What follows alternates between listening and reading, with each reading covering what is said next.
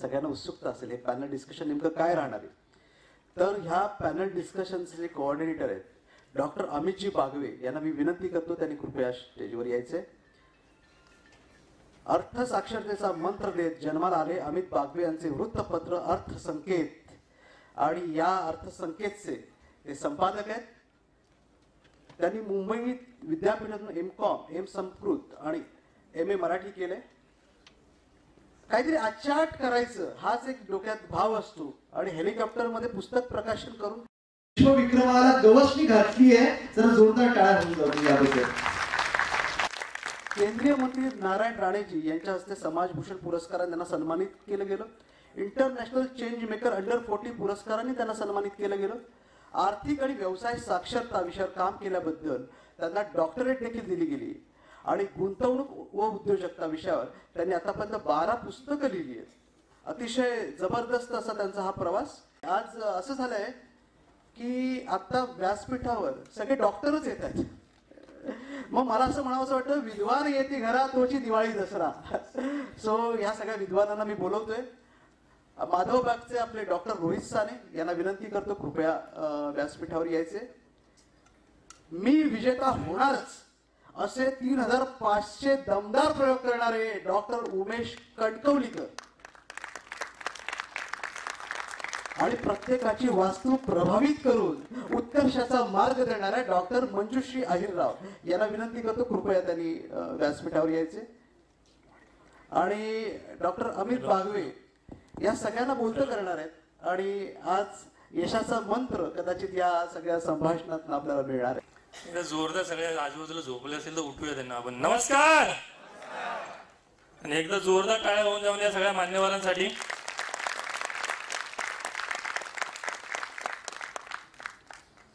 माधवबाग हे नाव आपण सगळ्यांनी ऐकलेलं आहे. वासू रविराज का मी विजेता होणारच म्हणजे हे शिवाजी मंदिर त्यांनी गाजवलेलं. आता मी बघितलं कणकवलीकर सर आले तेव्हा आपल्या इकडचे डोअर कीपर जे ते त्यांना सोडतच नव्हते. बऱ्याच वेळ त्यांच्यावर गप्पा मारत बसले होते.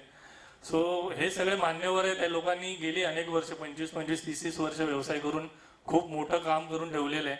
म्हणजे आज जसे बरेच जण समोर बसलेत तसे ते सुद्धा शून्यातून पुढे आलेले आहेत.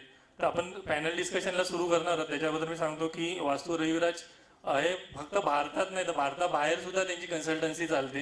अमेरिका असेल, ऑस्ट्रेलिया असेल, बऱ्याच ठिकाणी त्यांचं कन्सल्टन्सी चालते. रविराज सर सुद्धा आलेले आहेत. एकदा रविराज सरांसाठी सुद्धा जोरदार टाळ्या वाजल्या.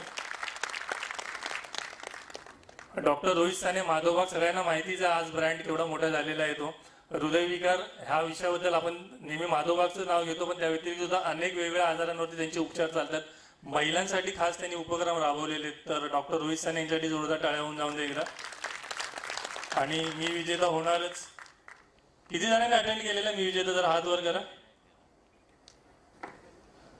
बघा बरेच जण आज सरांचे इथे विद्यार्थी उपस्थित आहेत. सो कणकवलीकर सरांसाठी एकदा जोरदार टाळ्या होऊन जाऊन द्या. सो मला त्याच्याबद्दल थोडक्यात सांगा. कसं आहे ना की आज मी ॲज अ वास्तू कन्सल्टंट म्हणून काम करते पण त्यापूर्वी माझा व्यवसायच होता. बेसिकली आय एम पॅथॉलॉजिस्ट आणि I had my 3 own pathological laboratories. माझ्या लॅबॉरेटरीज होत्या आणि माझा या वेगळा जो फील्ड आहे वास्तुशास्त्र याचा कसा सुरुवात झाला ते पण मी तुम्हाला थोडक्यात सांगते की माझ्याकडे नंबर ऑफ पेशंट्स यायचे आणि आपल्याला माहिती आहे की बरेच असे पेशंट असतात की त्यांचा एक फॅमिली डॉक्टर असतो. तसंच असं पण असतं की कुठलंही ब्लड चेक करायचं आहे तर एका पर्टिक्युलर लॅबमध्ये काही जण जातात. तर अनेक कालावधीमध्ये अनेक पेशंट माझ्याकडे नेहमी यायचे परंतु मला कालांतराने असं जाणवलं की त्या घरातली माणसं माझ्याकडे येत नाही आहेत. माझ्या डोक्यात विचार यायला लागले की काही रिपोर्टमध्ये तर काही चूक नाही आहे का, आपल्याकडून काही मिस्टेक तर झाली आहे का. असं जेव्हा मला ते भेटले त्यावेळेस मी त्यांना विचारलं की आजकाल तुम्ही येत नाही लॅबॉरेटरीमध्ये. त्यांनी सांगितलं की काही जणांनी की आम्ही घर चेंज केलंय, नवीन घरात राहायला आलो आणि तेव्हापासून आमच्या घरामध्ये काही ह्याचे प्रॉब्लेमच नाही आहे. काही जणांनी असं पण सांगितलं की आम्ही इंटेरियर चेंज केलं, कलरिंग चेंज केलं त्यामुळे आता आम्हाला ह्याचे प्रॉब्लेम नाही आहे.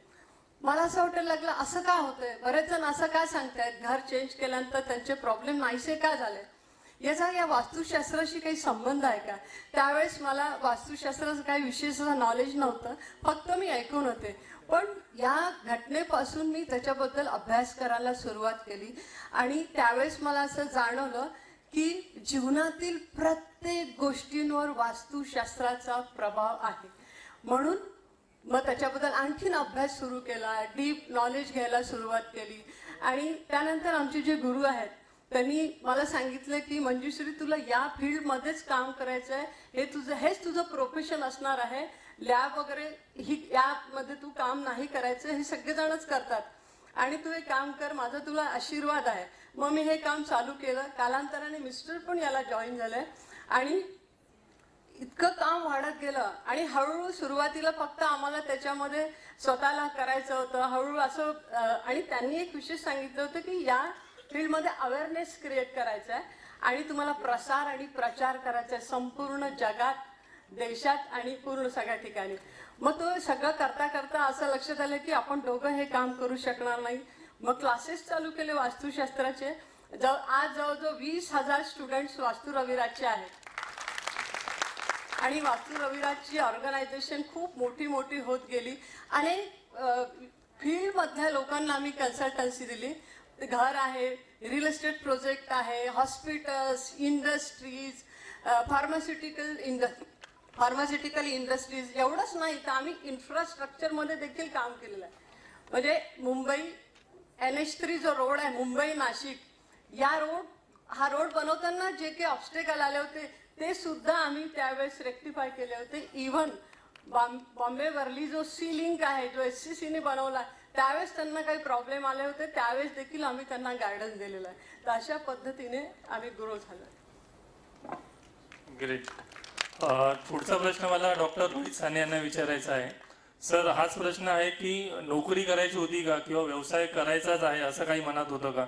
तर तो तुम्ही विषय कसा घेतलात मनामध्ये आणि कसा पुढे आलात त्याच्याबद्दल थोडक्यात.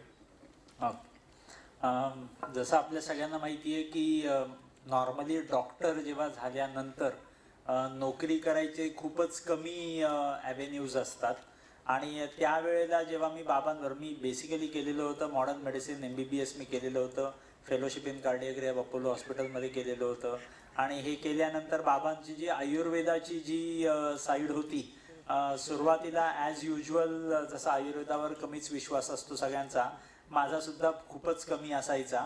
पण जेव्हा मी बाबांबरोबर शिकण्याचा प्रयत्न केला, बाबांचे कन्सेप्ट समजण्याचा प्रयत्न केला, तेव्हा मला कळलं की आयुर्वेदाची ताकद ही भयंकर जास्त आहे. आणि बरेचसे ॲलोपॅथीची जी आमची औषधं जी आम्हाला आमच्या MBBS मध्ये शिकवली जातात, त्या ॲलोपॅथीच्या औषधांचा बेस हा बेसिकली आयुर्वेदिक औषधातूनच निर्माण झालेला आहे. म्हणजे आपण सगळ्यांना माहिती असेल सर्वात मोठं अँटीबायोटिक पेनिसिलिन म्हणून असायचं, ते कुठून आलंय तर आपण एक झाडाचं फंगस असतं त्याच्यातून निर्माण झालेलं आहे. इकोस्प्रिन म्हणून रक्त पातळ करायची गोळी असते, ती इकोस्प्रिन नावाची गोळी कुठून आलेली आहे तर जलवेतस म्हणजे बांबूचं एक प्लांट असतं त्याच्यातून ती इकोस्प्रिन आलेली आहे. असे बरेच औषधं ॲलोपॅथीमध्ये आहेत जी काय $multi-billion इंडस्ट्री जी ॲलोपॅथीची आहे. याचा बेस कोण आहे? त्याचा बेस आहे बेसिकली हर्ब्स. त्या औषधांमधनं जर हे पूर्ण एवढं मोठं होत असेल आणि लोकांना फायदा होत असेल आणि त्याला ॲलोपॅथीचं आपण नाव लावतोय, तर आयुर्वेदाचं नाव सुद्धा मोठं झालेलं पाहिजे. ह्याच टार्गेटने, ह्याच हेतूने जेव्हा बाबांनी मला शिकवायचा प्रयत्न केला आणि मला ते कन्सेप्ट समजायला लागले, तेव्हा त्याच्यातून जे निर्माण झालं science, that is all about Madhavbaug. आणि माधवबाग जशी आपण सुरुवात करत गेलो, लोकांचा प्रतिसाद मिळत गेला, लोकांना केलेले थेरपीज, त्यांनी दिलेले आपण जे काही डाएटचे तेव्हाचे कन्सल्टेशन्स असतील, एक्सरसाइजेस असतील, या सगळ्यांमुळे जे काही तिकडचं पूर्ण पेशंटची जी इम्प्रूव्हमेंट होती, जी आपण ट्रॅक करायचो मॉडर्न पॅरामीटर्समध्ये, या सगळ्या गोष्टींना जेव्हा तिकडे पूर्ण छान लोकांचा प्रतिसाद मिळत गेला, तेव्हा एका सेंटर जे आपण खोपोलीला चालू केलेलं होतं 2006 मध्ये, ते आज 2024 मध्ये आपण 350 centres all over the nation आहोत. 3 हॉस्पिटल्स आहेत, मोर दॅन अबाउट 650 डॉक्टर्स आपल्याबरोबर आहेत, 10 लाख पेशंट्सपेक्षा जास्त डेटाबेस आपण आपल्याकडे आहे ज्यांना आपण ट्रीट केलेले आहेत, डिसीज रिव्हर्सल्स केलेले आहेत. सो असे बरेचशे गोष्टी घडत गेलेले आहेत. म्हणून नोकरी करायचं कधी चान्सच मिळाला नाही. सो तो एक मला नेहमी खंत वाटते की नोकरी केली असती तर मला अजून जास्त शिकता आलं असतं कोणाकडे तरी. पण देवाने कदाचित विचार करून ठेवलेला होता की मला काही ना काहीतरी करून व्यवसाय करून लोकांना व्यवसायाला लावायचंय. असे माझ्या हातून कदाचित गोष्टी लिहिलेल्या होत्या. आणि I really thank him for that. Great great. Share मार्केटमध्ये किती लोक इन्व्हेस्ट करतात पैसे, जरा हात वर करा. तर माधवबाग ही SME मध्ये लिस्ट झालेली कंपनी आहे, तर तुम्ही त्यांचे शेअर्स विकत घेऊ शकता. आणि लवकरच इतरही बरेच मान्यवर मोठमोठे ब्रँड्स मराठीतले लिस्ट होणार आहेत. मेन बोर्डला होतील किंवा SME ला होतील. पण तुम्हाला सगळ्यांसाठी आता सरांनी सांगितलं तुम्हाला किती सर राज्य झाली, राज्य 13 राज्यांमध्ये, म्हणजे आपल्याकडे जवळपास 30 राज्य जवळपास आहेत, 29-30. म्हणजे केवढा स्कोप आहे, बिझनेस केवढा मोठा होणार आहे. म्हणजे मी तुम्हाला बाय रेकमेंडेशन देत नाही, फक्त सांगतोय, कारण नाही तर सेबी काहीतरी कारवाई करायची. तर फक्त सांगतोय की तुम्ही आता त्यांचा प्रवास इतका ऐकलाय तर तुम्हाला एक अपॉर्च्युनिटी आहे. उमेश कणकवलीकर सर, खरं तर तुम्ही नोकरीच करत होता. तुम्ही एका चांगल्या बँकेमध्ये नोकरी करत होतात.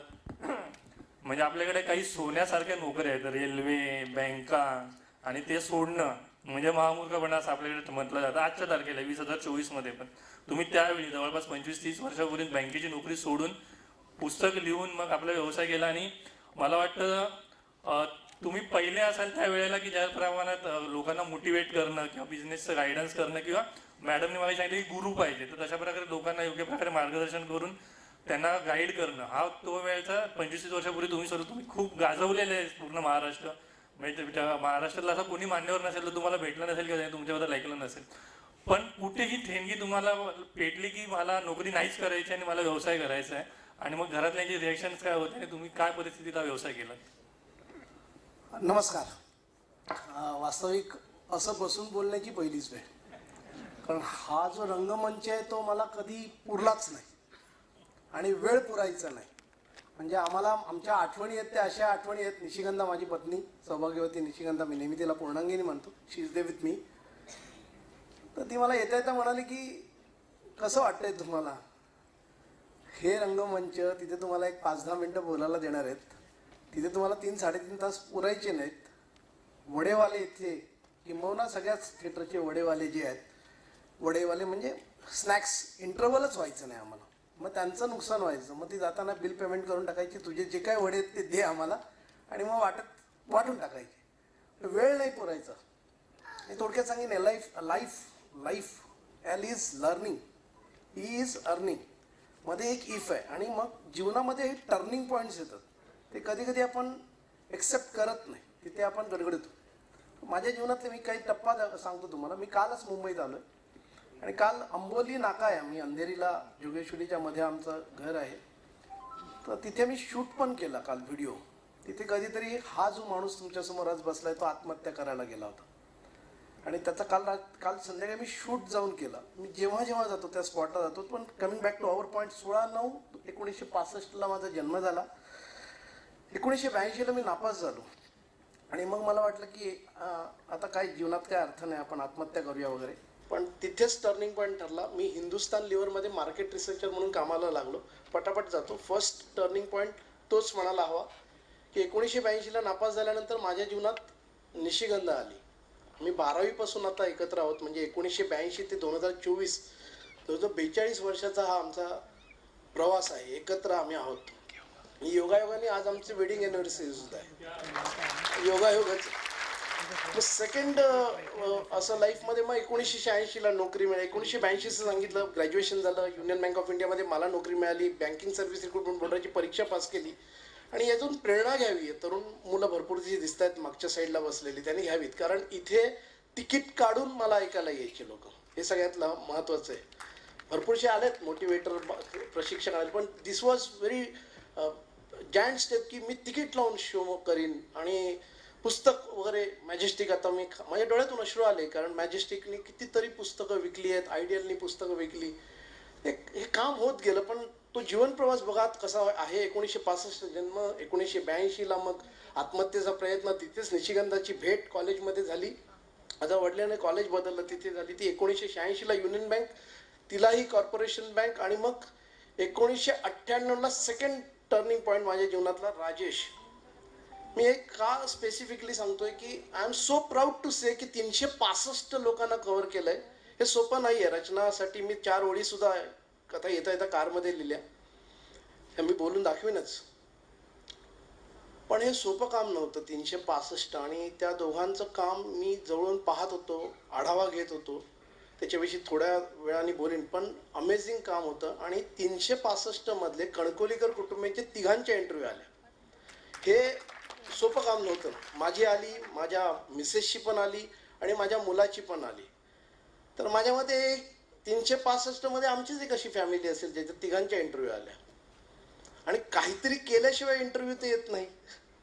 आनंदाची गोष्ट, ज्या व्यक्तींनी रेफर केलं नाव, ते समोर शूटिंग घेत आहेत. प्रोफेसर रोहन होमकर, त्यांच्या आईवडिलांबरोबर ते इथे कार्यक्रम बघायला आले होते माझ्यामध्ये 10वी नंतर. इज इट ग्रेट की आज त्यांनीच माझं नाव रेकमेंड केलं की उमेश कणकवलीकरांची इंटरव्ह्यू घेऊया. पुढे जाऊयात. 1900 मग असं होत गेलं. इनफॅक्ट 2002ला आहे ना खरा मेजर टर्निंग पॉईंट. त्याच्या आधी राजा होणं माझ्या जीवनात, राजेश, आम्ही डॉक्टर राजेश राजा म्हणतो आम्ही त्याला लाडाने, त्याचा जन्म. पण 2002ला was a massive turning point. APJ Abdul कलामांचं मी भाषण ऐकलं आणि दुसऱ्या दिवशी 25 जुलै 2002ला मी त्यांना ऐकलं, आणि 26 जुलै 2002ला मी आणि माझी पत्नी ना सौभाग्यवती निशिगंधा, आम्ही दोघांनी बँकांचे राजीनामे दिले आणि संपूर्ण महाराष्ट्र फिरून काढला. 2003ला माझा पहिला कार्यक्रम मी केला नाशिकमध्ये. या शिवाजी मंदिरमध्ये बरेच फटके खाल्लेत, पण नंतर यश येत गेलं आणि मग धमालच झाली. बाकी छान माझ्यामध्ये तुम्हाला उत्तर मिळालं असेल. आता हा इतिहास आहे. अजून आम्ही कार्यक्रम करतोय. उद्या संध्याकाळी मी पुण्यामध्ये कार्यक्रम करतो. फक्त जाहिराती आता करायला लागत नाहीत. आता जसे डिमांड येतात तसे आम्ही कार्यक्रम करतो. Thank you very much. तुमच्या सगळ्यांचा खूप खूप आभारी आहे की तुमच्या सगळ्यांच्या आशीर्वादाने हे सगळं झालं. शुभेच्छा घेतात. थँक्स. तुम्हाला